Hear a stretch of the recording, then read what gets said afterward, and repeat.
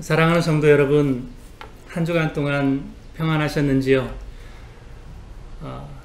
우리는 코로나19 바이러스로 인해서 가정에 머물면서 또 매일 이 사태가 빨리 지나가기를 바라면서 하나님 앞에 기도하고 또 하나님과의 관계를 가까이 하면서 말씀과 가까이 하는 그러한 하루하루를 보내고 있습니다.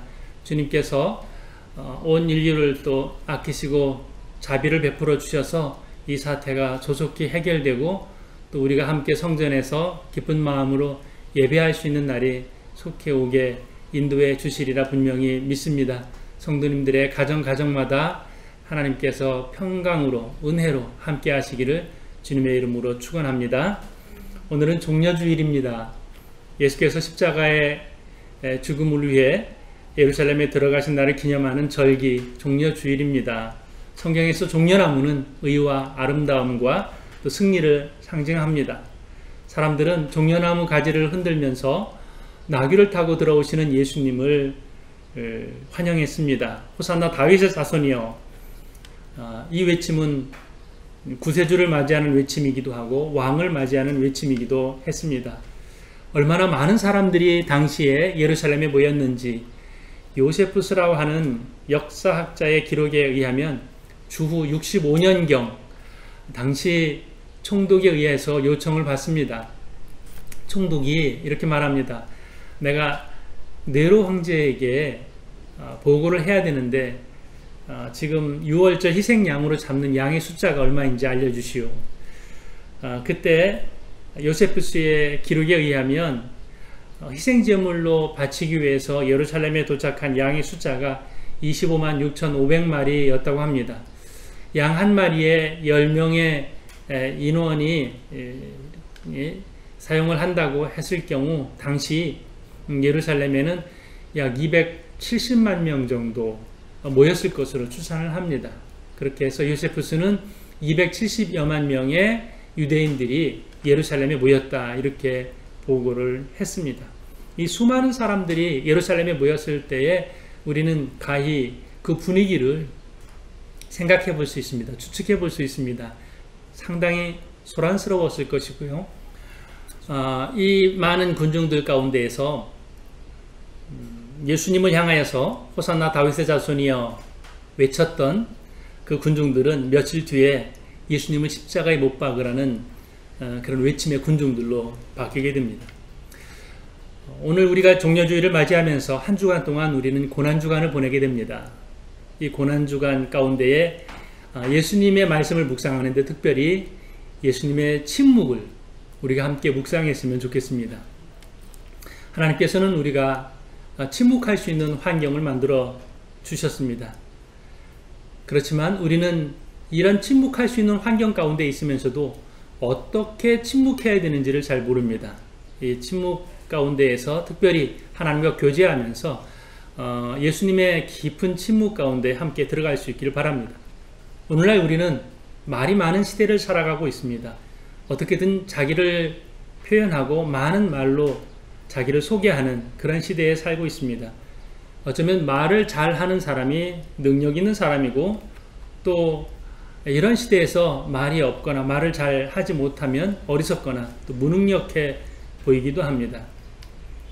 그렇지만 신앙인에게 있어서는 말을 많이 하기보다는 말을 적게 함으로 하나님과 많은 말을 하는 것이 신앙의 바른 모습이라고 할 수 있습니다.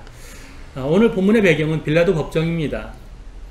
주님을 십자가에 못 박게 하는 이 결정을 앞두고 있습니다. 주님은 어떤 소리에 대하여서 침묵하신 것인지 또 주님을 향하여서 어떠한 소리들이 있었는지를 먼저 살펴보려고 합니다. 우선 책임 회피의 소리가 있습니다. 이것은 빌라도 총독의 소리입니다. 빌라도 총독은 예수님께 많은 질문을 합니다. 네가 유대인의 왕이냐? 그들이 너를 쳐서 얼마나 많은 것으로 증언하는지 너는 듣지 못하느냐? 오늘 13절의 말씀에 있는 이 질문입니다. 빌라도는 예수님께 궁금한 것을 묻기 위하여서 이 질문을 한 것이 아닙니다. 빌라도의 질문은 책임 회피성 질문입니다. 이 법정에서 최고 결정권자는 총독에게 있습니다.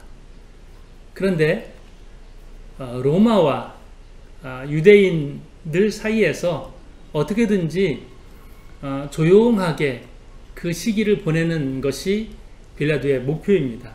그런데 가만히 분위기를 보니까 조용할 것 같지 않습니다. 밀란이 일어날지도 모를 것 같은, 폭동이 일어날 것 같은 그런 두려움을 가지고 있습니다. 이런 가운데에서 무엇이 옳으냐, 옳지 않느냐, 바른 판단을 하기보다는 어떻게 이 상황을 조용히 지나가게 할 것인가 라고 하는 그러한 마음을 가지고 있습니다. 그래서 빌라도가 예수님을 자꾸만 유대인의 왕이냐 묻습니다. 그것은 예수님을 정치적으로 묶어서 유대인의 왕으로 그렇게 이끌어 가고자 하는 그의 계획이 여기에 있었던 것입니다. 그래야만 합법적으로 예수님을 처형할 수 있기 때문에 그렇습니다.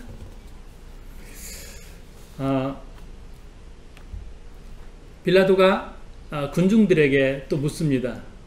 너희는 누구를 놓아주기를 원하느냐? 여기서 군중들에게 두 가지 선택권을 줍니다. 하나는 예수님이고 하나는 바라바입니다. 이렇게 선택권을 주었을 때 당연히 빌라도는 그렇게 예측을 했을 겁니다.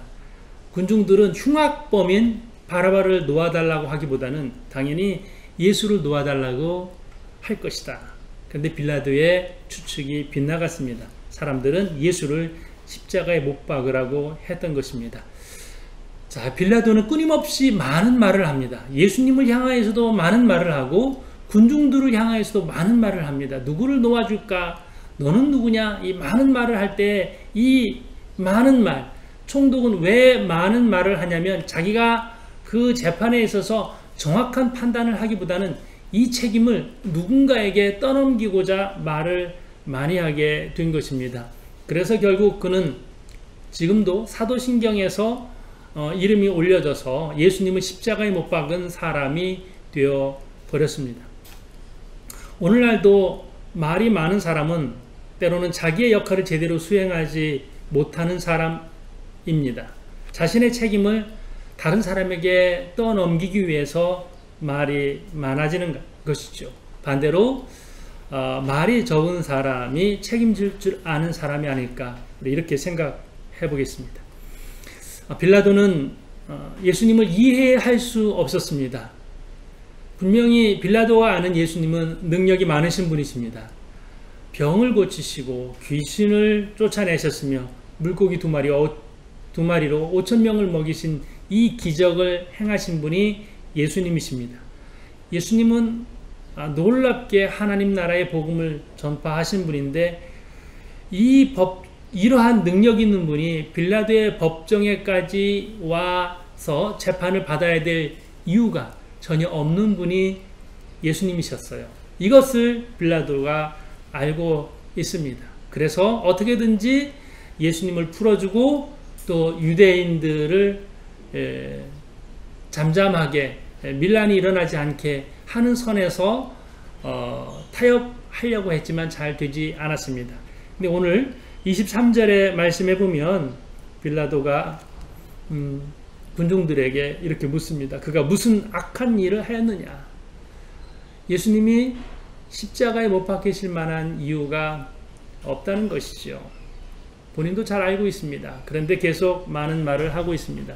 14절의 말씀을 보니까 이 상황 가운데에서 총독은 굉장히 놀라워합니다. 이 말은 두려워하기 시작했다라고 하는 것입니다. 재판이 진행되면 진행될수록 피고가 두려워해야지 재판장이 두려워하는 일은 흔치 않습니다. 로마 총독으로서 삼권을 손에 장악하고 있는 그가 말이 없는 예수님의 침묵 앞에서 두려워하고 있습니다. 이 두려움은 빌라도가 많은 말을 함으로써 자기의 책임을 회피하는 것, 이것을 스스로도 알고 있었고 또 여기서 책임 회피가 되지 않는다는 것을 알고 있었기 때문에 예수님 앞에서 빌라도는 두려워하고 또 이 상황을 모면할 수 없다는 그런 위협감을 느끼게 됐습니다.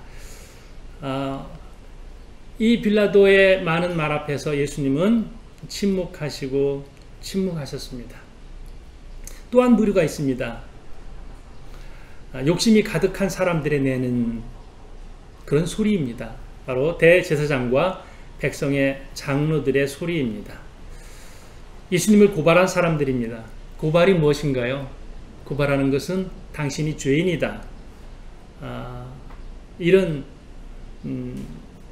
명목을 가지고 고발한 것이죠.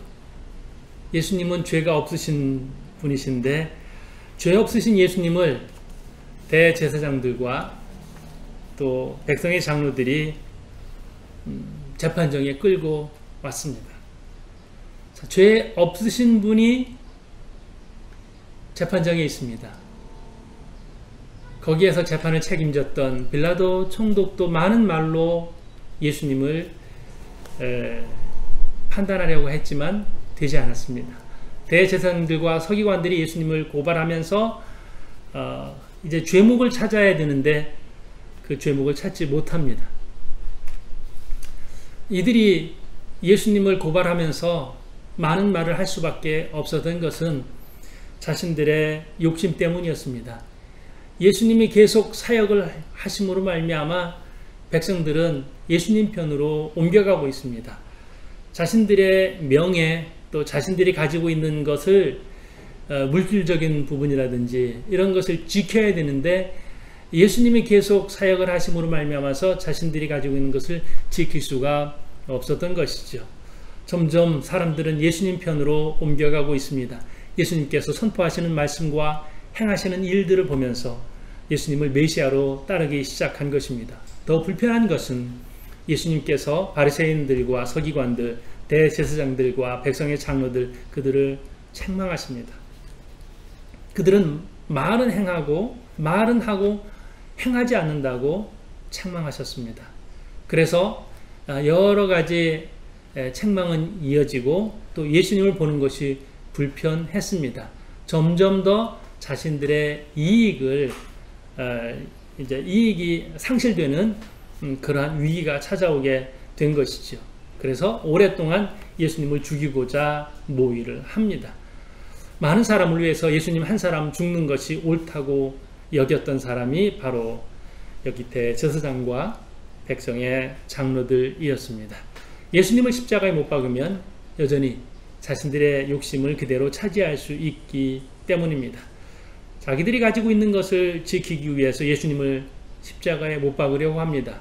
십자가에 못 박으라고 하는 이 죄목을 찾기 위해서 그들은 말이 많아졌습니다. 지금도 그렇지 않을까 생각해 봅니다. 세상이 시끄러운 것은 누군가 내 이익에 손해를 끼치기 때문입니다. 평상시 조용했다가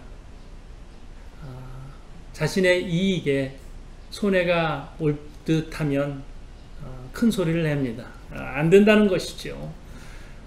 그런 일은 있을 수 없다는 것이죠. 공공의 이익을 위해서 이것은 꼭 필요합니다 라고 하더라도 그것이 자기의 개인적인 손해가 온다라고 하면 목소리가 커지고 그런 일은 있을 수 없다 이런 외침으로 외쳐지는 것을 지금도 보게 됩니다.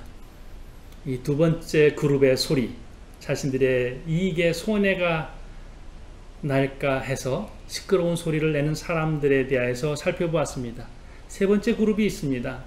아무것도 모르는 가운데에 떠드는 소리가 있습니다. 바로 군중의 소리입니다. 예수님께서 십자가에 못 박으라고 외치는 군중의 소리는 무지한 소리였습니다. 물론 그들 중에 일부는 왜 예수님께서 십자가에 못 박혀야 되는지를 알았을 것입니다. 그러나 많은 군중들은 며칠 전에 예수님을 호산나 다윗의 자손이요 하면서 외쳤던 그런 환영하는 인파였습니다. 그런데 왜 이 군중이 갑자기 예수님을 십자가에 못 박으라고 외치게 되었을까요? 어쩌면 대제사장들과 백성의 장로들의 고발 때문이었을 겁니다. 근데 이 고발의 뉴스가 어떤 뉴스입니까? 가짜 뉴스였던 것이지요. 가짜 뉴스에 휘둘려서 군중들은 무엇인지도 모르고 예수님을 십자가에 못 박으라고 외치고 있습니다.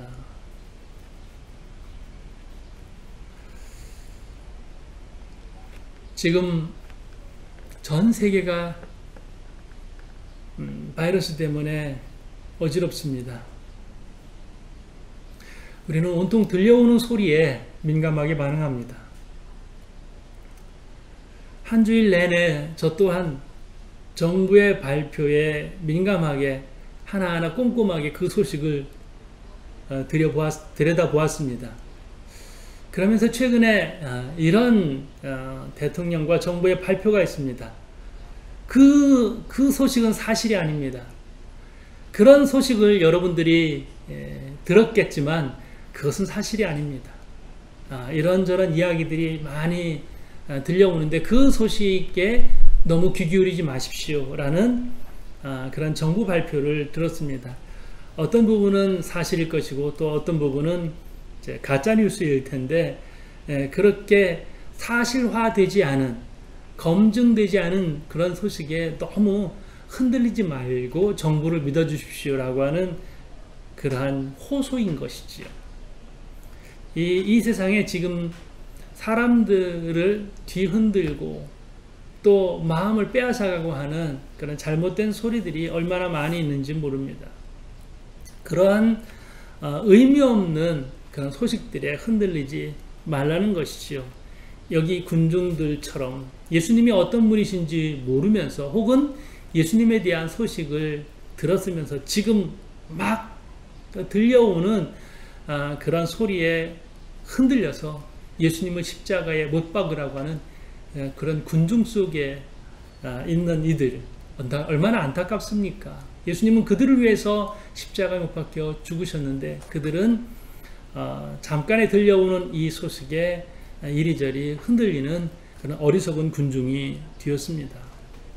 이 많은 소리들, 빌라도의 소리, 또 대제사장과 바리새인들 그리고 백성의 장로들, 이런 사람들의 고발하는 소리, 십자가에 못 박으라고 하는 군중의 소리, 이런 소리가 있었음에도 불구하고 예수님은 침묵하십니다. 능력을 행해서 그 위기를 모면하실 수도 있었을 것이고 또 예수님 말씀 얼마나 잘 하십니까? 그들을 다 설득하실 수도 있었을 텐데 예수님께서는 그렇게 하지 않고 침묵하셨습니다. 그런데 예수님의 침묵의 결과가 어떻습니까? 조롱하는 무리가 있었죠. 군인들이 옷을 벗기고 홍포를 입히고 가시관을 엮어 그 머리에 씌우고 갈대를 그 오른손에 들리고 그 앞에서 무릎을 꿇고 희롱하였습니다. 예수님에게 얼마나 큰 고통이 가해졌는지 모릅니다. 침 뱉고 갈대를 빼앗아 예수님의 머리를 치고 쓸개탄 포도주를 예수님께 건네습니다. 지나가는 사람들은 예수님을 조롱했습니다. 내가 하나님의 아들이거든 자기를 구원하고 십자가에서 내려오라. 함께 십자가에 못 박혔던 강도들과 예수님을 똑같이 취급했습니다. 예수님께서 침묵하시지 않았으면 이런 일을 당하시지 않아도 되지 않았을까 하는 그런 마음도 가져봅니다. 예수님께서 침묵하셨습니다. 침묵하지 않으실 수 있음에도 불구하고 침묵하셨습니다. 그리고 오늘 우리도 이 한 주간 또 믿음의 삶을 살아가면서 침묵하기를 원하십니다. 침묵으로 우리를 초청하십니다. 어떻게 우리가 침묵할 수 있을까요? 주님과 똑같은 시선으로 나아가는 것입니다. 우선 하나님께 집중하는 것입니다.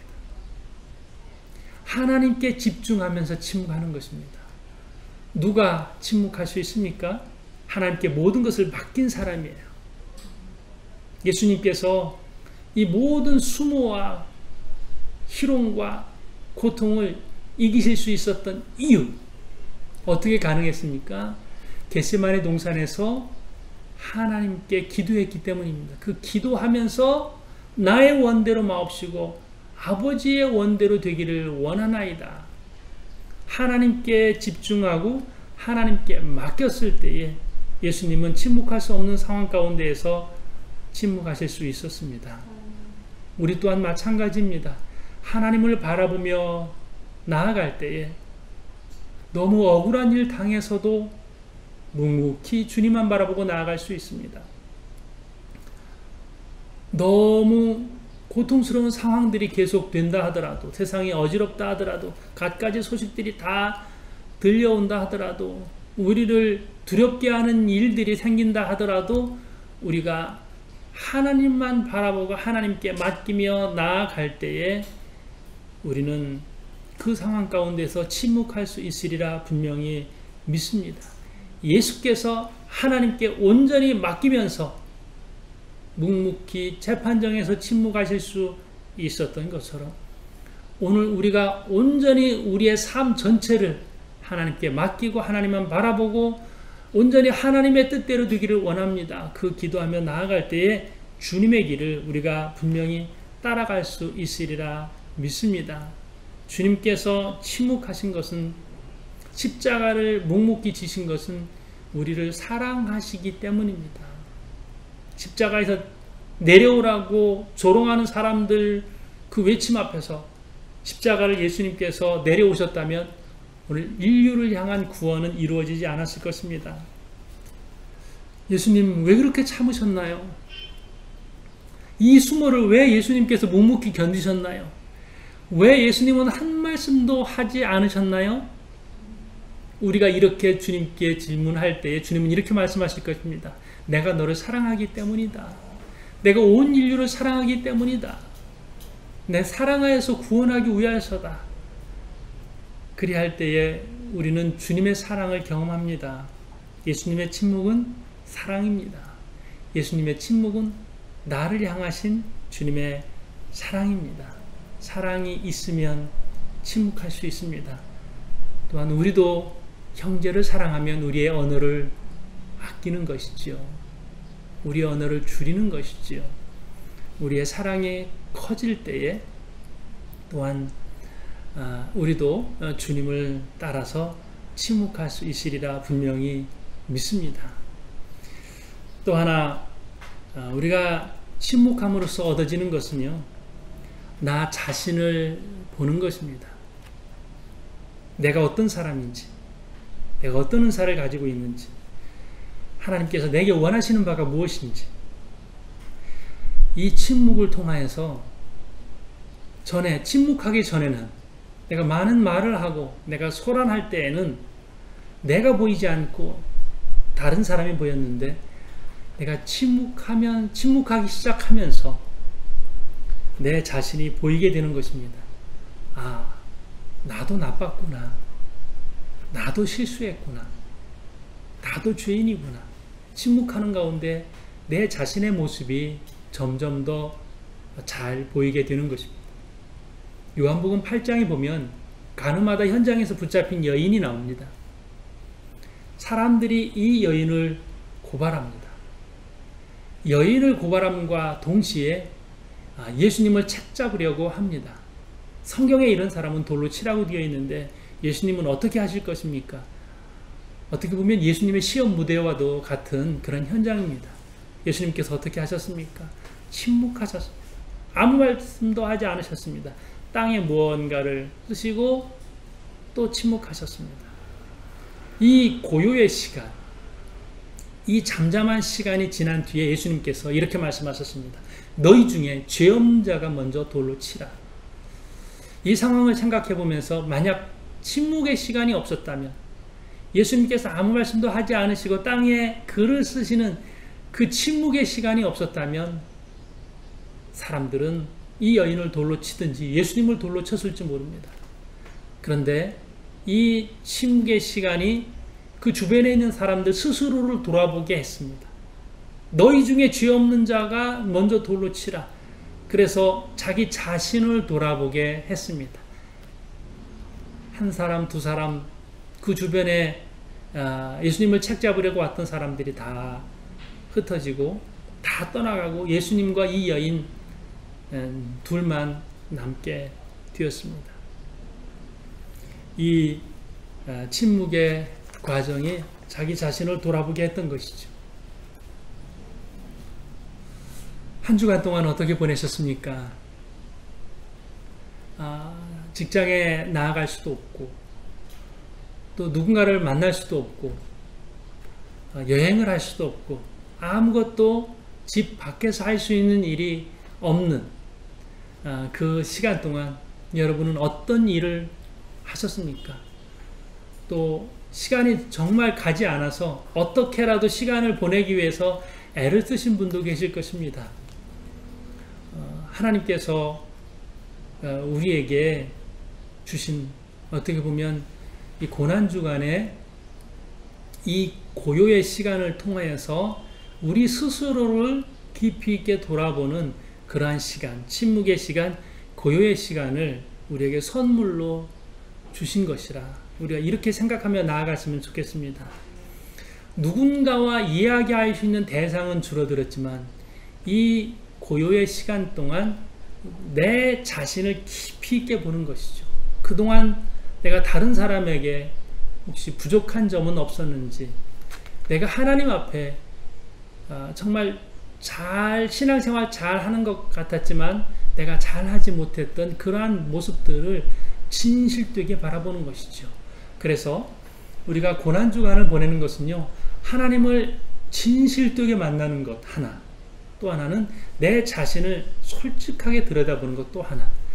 그래서 우리가 고요의 시간을 가져야 되겠습니다. 물론 이 상황이 어떻게 돌아가는지를 파악하기 위해서 뉴스도 보고 또 사람들로부터 오는 소식도 듣고 하지만 그 시간도 필요하겠지만은 하나님을 위한 시간을 떼어놓고 또 나 자신을 위한 시간을 또 따로 떼어놓아서 깊이 있게 침묵다운 침묵의 시간을 함께 보내는 그러한 한 주간이 되었으면 좋겠습니다.